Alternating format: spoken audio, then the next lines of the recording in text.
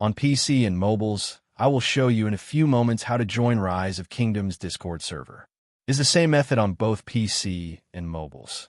For this, we will open a browser on your PC or mobile, can be whichever. In my case, I will use Microsoft Edge.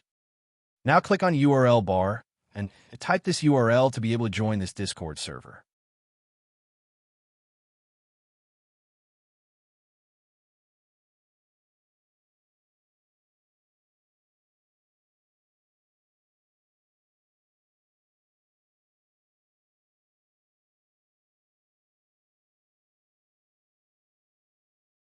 Doing this will automatically start your Discord application if you have it installed.